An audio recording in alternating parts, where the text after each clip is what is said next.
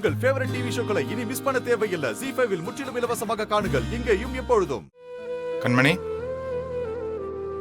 பாரேன், பிருந்தாக்கு கார்த்திக நடுவுல இப்படி ஒரு விஷயம் ஓடிட்டு இருந்திருக்கு. நம்ம யாருக்கும் ஒரு சின்ன டவுட் கூட வரல. பட்டுன்னு அப்பா கல்யாணம் பேசி முடிச்சிட்டாரு. நம்ம குடும்பத்துக்கும் உங்க குடும்பத்துக்கும் இருந்த பந்தம் ரொம்ப ஸ்ட்ராங் ஆக போகுது. ஏய், ஏன் ஒரு மாதிரியா இருக்க? ஒன்னும் இல்லைங்க. இந்த சம்பந்தம் அமையறதுல உனக்கு சந்தோஷம் இல்லையா? அப்படிலாம் எதுவும் இல்லைங்க. கல்யாண பேச்சு ஆரம்பிச்சதுல இருந்து நான் உன்னை கவனிச்சுட்டு தான் இருக்கேன். நீ ஒரு மாதிரியாவே இருக்க. கார்த்திக்கும் பிருந்தாவுக்கும் கல்யாணம் பண்ணி வைக்கிறதுல உனக்கு விருப்பம் இல்லையா? கார்த்தி மாதிரி ஒரு பையன் என் தங்கச்சியை கட்டிக்கிட்டா எனக்கு சந்தோஷம்தான். ஆனா எனக்கு உங்க தம்பியும் என் தங்கச்சியும் பண்றதுதான் சுத்தமா பிடிக்கல. மாறன் வீராவா? ஆமாங்க, வீரா என் கூட பிறந்த தங்கச்சி தான்.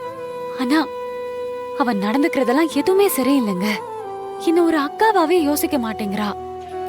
என்ன விடுங்க, நீங்க இந்த வீட்டோட மூத்த பையன், இந்த வீட்டோட மூத்த மாப்பிள்ள, உங்களுக்காவது மரியாதை கொடுக்கணும்ல. இத பத்தி ஏதாவது டிஸ்கஸ் பண்ணணும்ல. பிருந்தா கார்த்திக் கல்யாணத்தை பத்தி அவங்களுக்குள்ளேயே பேசிக்கிட்டு இன்னைக்கு நேரா வந்து மாமா கிட்ட சொல்றாங்க. இதுக்கெல்லாம் என்னங்க அர்த்தம்? அவங்க என்ன வேணாலும் முடிவெடுப்பாங்க, நம்ம தலையாட்டிட்டே போகணும் தானே நினைக்கிறாங்க. நம்ம ரெண்டு பேரும் அவங்களுக்கு ஒரு பொருட்டாவே இல்லை, அப்படிதானே? நீங்க வேணா பாருங்க, இந்த கல்யாணத்துல கூட நாம ரெண்டு பேரும் ஒதுங்கி ஓரமா தான் நிக்கணும். எல்லாம் நம்ம முன்னாடி நடந்துட்டு இருக்கோம், நம்ம நல்லா கைய கட்டி வேடிக்கை பார்ப்போம். அப்படிலாம் நடக்காது கண்மணி, நீ ரொம்ப யோசிக்காத. இல்லங்க, எனக்கு தோணுனதை தான் சொன்னேன். உங்களுக்கு ஒரு நாள் நான் சொன்னது புரியும் பாருங்க, அப்ப நான் சொன்னது சரின்னு நினைப்பீங்க.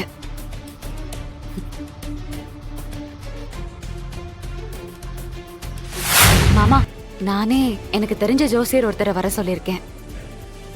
ஐயா, இதோ அவரே வந்துட்டாரு. ஐயா வணக்கம். ஜோசியரே, உங்களை பத்தி தான் பேசிட்டு இருக்கோம்.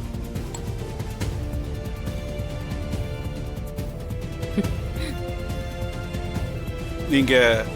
நான் ஸ்ரீ லாலா கோபால்ஜியோட சிஷ்யன்.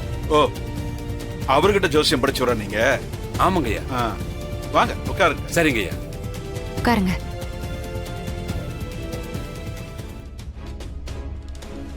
இந்த ஏரியாவுல என் பேரை சொன்னா எல்லாருக்கும் நல்லா தெரியும். கண்மணி தான் வர சொன்னாங்க. உங்க வீட்டு பையனுக்கும் அவங்க தங்கச்சிக்கும் கல்யாணமாமே? ஆமா. ஜாதகம் நான் ஆல்ரெடி அனுப்பிட்டேன் மாமா. சரி. வாட்ஸ்அப்ல இருக்கும், கொஞ்சம் எடுத்து பாருங்க. சரிம்மா, பாக்குறேன். ஏன் வரும்போது நீங்க பார்த்து செக் பண்ணிட்டு வரலையா? ஜாதகங்கிறது அங்கங்க அவங்க இடத்துல வச்சு பாக்குறது தான் நல்லது. வீட்லயே பார்த்துட்டு வர்றது, இந்த போன்ல சொல்றது இதெல்லாம் நல்லா இருக்காதுமா. நீங்க பாருங்க, நீங்க பாருங்க.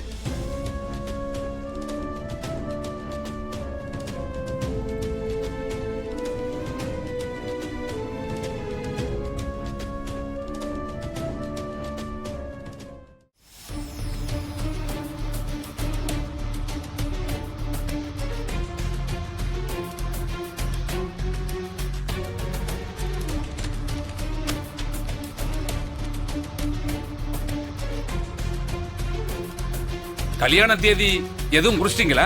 இல்ல, இனிமேதான். தப்பா எடுத்துக்காதீங்க.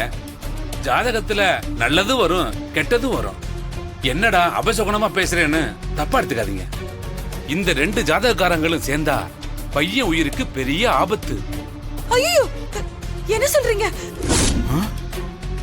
ஆத்தி, என்னக்கா? என்னன்னா இது இப்படி சொல்றாரு?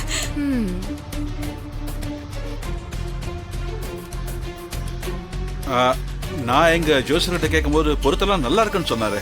பொருத்தம்லாம் அமோகமா இருக்கு, அதுல எந்த குறையும் இல்ல. 10க்கு 9 பொருத்தம் இருக்கு. ஆனா அந்த பொண்ணோட ஜாதகத்துல ஒரு முக்கியமான அமைப்புல ஒரு சின்ன பிரச்சனை இருக்கு.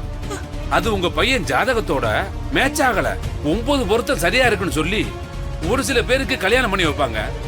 அவங்க வாழாம போறது இல்லையா, அவங்க வாழ்க்கையில பிரச்சனை வர்றது இல்லையா, அந்த மாதிரியான ஜாதக அமைப்பு தான் இது.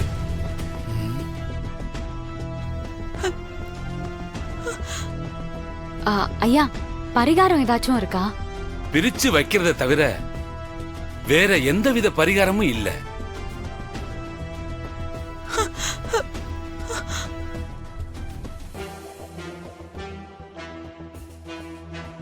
நீங்க இவ்ளோ தெளிவா சொல்லும்போது இந்த சம்பந்தம் வேண்டாம், நாங்க இந்த கல்யாணத்தை நிறுத்திடுறோம். ஐயோ வீரா, என்ன வீரா நீ எப்படி பேசுற? இருங்க வலிமா. சார் ஏதோ ஸ்ரீ கோபால்ஜியோட சிஷ்யரு, அதுக்கு ஒரு மரியாதை இருக்கும்ல. அவரு சொல்லி கேட்கலனா அது தப்பாயிடும் வலிமா. கரெக்டா புரிஞ்சுக்கிட்டீங்க. சரிங்க ஜோசியரே, என்கிட்ட இன்னொரு ஜாதகம் இருக்கு, அத கணிச்சு சொல்றீங்களா? கொடுங்க பாத்திரலாம். நான் சொல்ற கேட்டுக்கோங்க. பிறந்த தேதி 10, 10வது மாசம், 1985 வருஷம். நேரம் காலையில 10:20. பேரு குமரன்.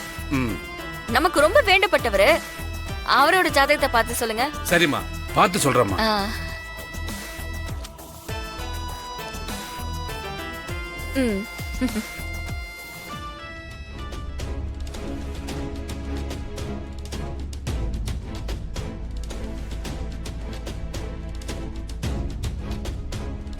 ஆஹா, அருமையான ஜாதகமா இருக்கே.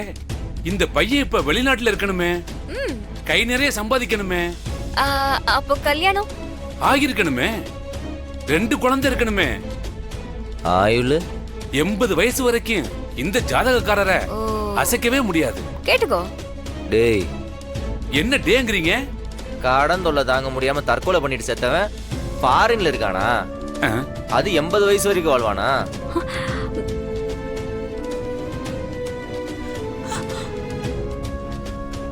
மாமா, இவர் சரியான ஃப்ராட். நம்மள ஏமாத்துறதுக்காக வந்திருக்காரு. டேய் எந்திரா, எந்திரானா? டேய் மாறா, இங்க பாருங்க, மரியாதையா பேசுங்க. உனக்கு என்னடா மரியாதை?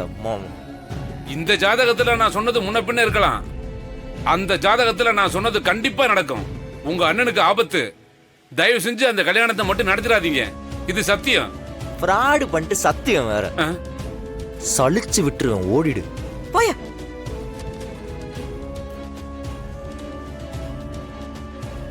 ஏமா, யாருமா இந்த ஆளு? இவனெல்லாம் எதுக்கு நீ வீட்டுக்கு வர சொல்ற? மாமா, அது அவரு எனக்கு. இனிமே இப்படிலாம் பண்ணாதம்மா. அந்த ஜோசியக்காரனை நீ தான் கூட்டிட்டு வந்தேன்னு சொல்லும் போதே நினைச்சேன் அவன் கண்டிப்பா ஃப்ராடா தான் இருப்பான்னு. அதே மாதிரி நடந்து போச்சு. உனக்கு மட்டும் எப்படிதான் இந்த மாதிரி ஆட்களா தேடி கண்டுபிடிச்சு வராங்களோ தெரியல. அத உடுத்த போ. ஜோசியக்காரனா ஜோசியக்காரன், இவனால போலீஸ் கிட்ட புடிச்சு கொடுக்கும்.